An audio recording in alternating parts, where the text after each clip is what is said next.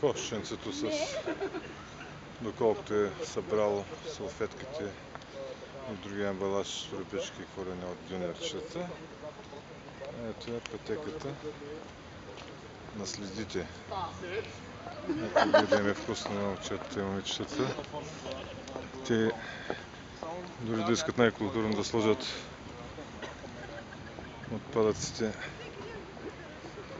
в кошчета, няма да могат. Някои не са се опитвали тук. Откъде идва всичко това? Къде е извора на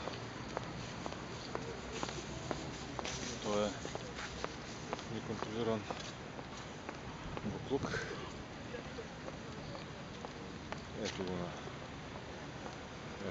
Вероятно и на тях всичко им е изрядно. Това не е търсене на някой виновен. Един мониторинг, за който се почувства отговорен.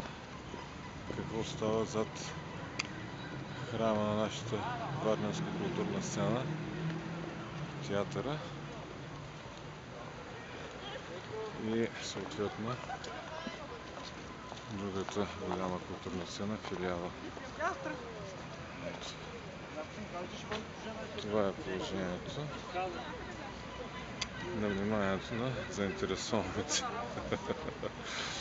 ако не заинтересованите, на отговорните лица.